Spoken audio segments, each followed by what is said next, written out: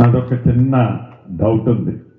ఇంతకుముందు అద్భుతంగా మహా అద్భుతంగా మిత్రుడు రంజిత్ గారు వారి టీము అంటే నేను ఇందాక వారు చెప్పిన ఎమ్మెల్యేలు కొంతమంది చెప్పింది, కొంతమంది వీరి గురించి విన్నవాళ్ళు చెప్పింది వినటం జరిగింది. నేను ఈరోజు తమ్ముడు రంజిత్ వారి టీం అందరినీ రాష్ట్ర ప్రభుత్వ పక్షాన ఈ నియోజకవర్గ శాసనసభ్యుడిగా రాష్ట్ర ప్రభుత్వ పక్షాన కూడా మనస్ఫూర్తిగా వారిని అభినందిస్తున్నాను.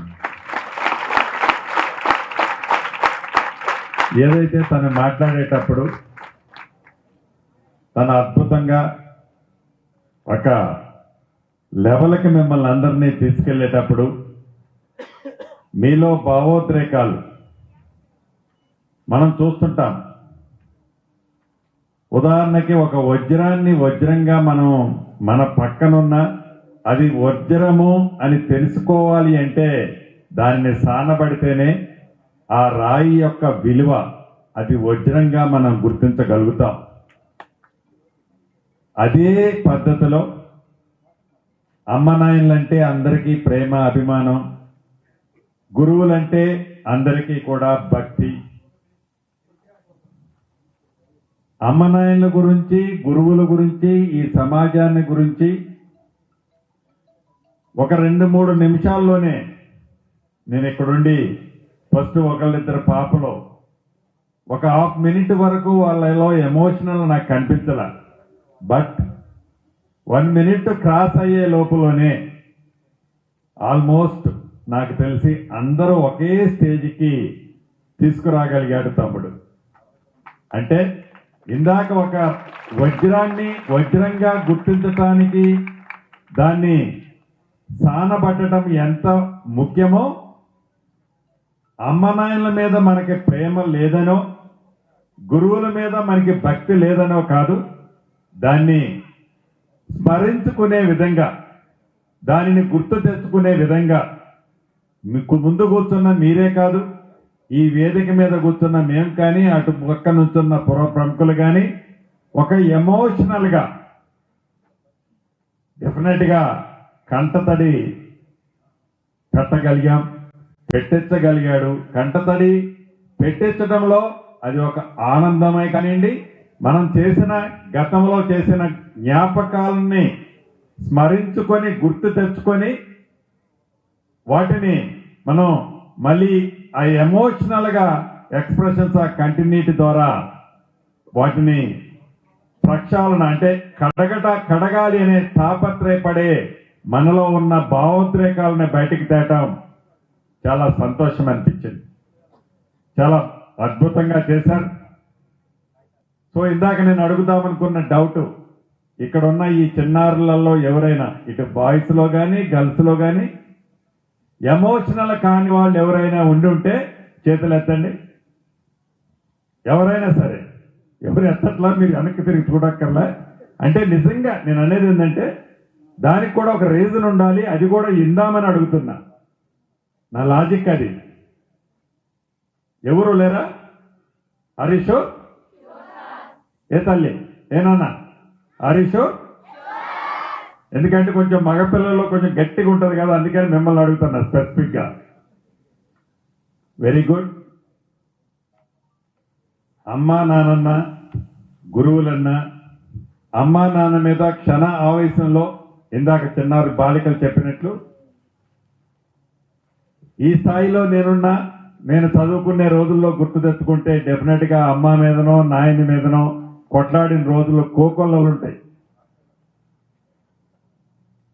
అంతేకాదు నాకు ఒక కొడుకు కూతురు. నా కూతురు ఎప్పుడూ వాళ్ళ అమ్మతో రోజు ఏదో ఒక టైంలో ఇప్పటికీ కొట్లాడుతూనే ఉంటుంది. ఒక 2-3 నిమిషాలైనా అప్పుడే కొట్లాడతారు. మళ్ళీ ఆ అమ్మ కూతుళ్ళు ఇద్దరు కూడా ఒకే పేజీలోకి వస్తారు. మధ్యలో మనం ఇన్వాల్వ్ అయితే మనం బుక్ అయిపోతాం.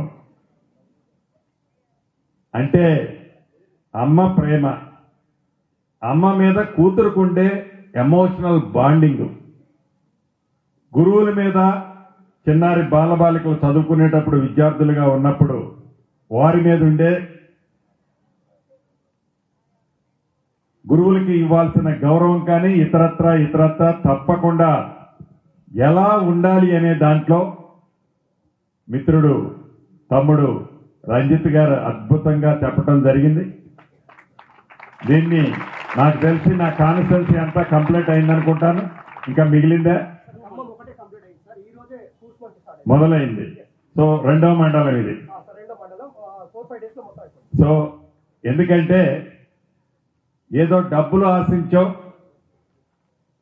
ఏదో సాధించాలనే కంటే కూడా తనకున్న ఒక్కొక్క మనిషికి ఒక్కొక్క స్కిల్ ఉంటుంది, ఒక్కొక్క నైపుణ్యం ఉంటే ఆ నైపుణ్యాన్ని తుది మెరుగులు దిద్దితే తన స్వార్థం కోసం వాడేదానికంటే కొన్ని లక్షలాది దీపాలను వెలిగించినట్లు మీ అందరి జీవితాల్లో ఒక కొత్త వెలుగు చూపించాలనే తాపత్రయమే తమ్ముడు రంజిత్ది. మనస్ఫూర్తిగా వారిని అభినందిస్తూ కాన్సెప్ట్ ఈజ్ వెరీ గుడ్. తప్పకుండా గౌరవ ముఖ్యమంత్రి గారితో ఈ కాన్సెప్ట్ మీద డిస్కస్ చేసి దీన్ని ఎట్లా ప్రమోట్ చేయొచ్చో జిల్లాల వారీగా లిమిటెడ్గా కాకపోయినా మొత్తం టోటల్గా కాకపోయినా లిమిటెడ్గా కూడా చేసే విధంగా గౌరవ ముఖ్యమంత్రి గారి దగ్గర విద్యాశాఖ ఉంది కాబట్టి మాట్లాడి వారిని ఒప్పించి దీన్ని ప్రమోట్ చేసే పరిస్థితి తీసుకొస్తానని కూడా వేదిక మీద నుంచి చెప్తూ, ఇక మోటివేషన్ క్లాసెస్ ఏవైతే తను చెప్పాడో అంత పెద్దగా నేను స్పీచ్ ఇవ్వలేను. కానీ ఒకటైతే నిజం, అమ్మా నాన్న గురువులు ఈ భూమి మీద మిమ్మల్ని అభిమానించే వాళ్ళే కానీ, ప్రేమించే వాళ్ళే కానీ, ఆశీర్వదించే వాళ్ళే కానీ, కళ్ళలో పెట్టుకొని చూసేవాళ్ళు కానీ అంతకంటే గొప్పవాళ్ళు ఎవరు ఉండరు.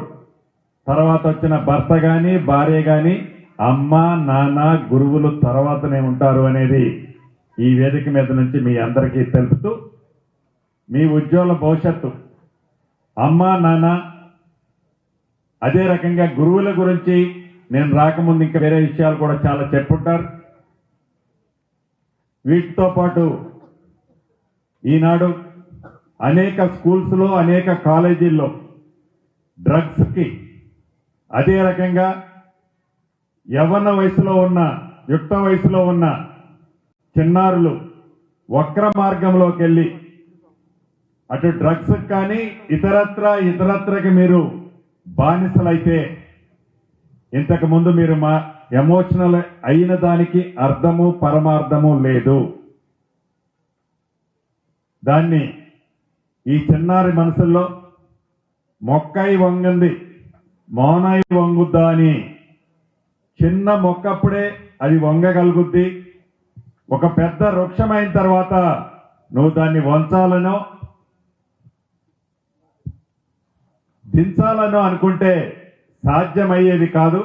ఈ చిన్నారి మనసులకి తల్లిదండ్రులు గురువులకి సంబంధించిన అంశాన్ని ఎంత స్పష్టంగా చెప్పారో దాన్ని మీ మైండ్లో ఒక బ్లాక్లో ఫిక్స్ చేసుకొని భవిష్యత్తు మీ కార్యాచరణ, భవిష్యత్తులో మీరు చేయాల్సిన కార్యక్రమాలు, భవిష్యత్తులో మీ గోలు రీచ్ కావటానికి కావాల్సిన కష్టం, మీ తల్లిదండ్రులు మీ మీద పెట్టిన పదే ఎప్పుడు నేను స్పీచ్లోకి చిన్నారుల దగ్గరికి వచ్చినప్పుడు చెప్పేది, తల్లిదండ్రులు మీ మీద పెట్టుకున్న హోప్స్, మీ గురువులు మీకు ఇచ్చే బాధ్యత, వారు మీ మీద పెట్టుకున్న హోప్స్ ఫుల్ఫిల్ చేయాలి అంటే కష్టపడాల్సిందే. కష్టపడకుండా ఏది రాదు.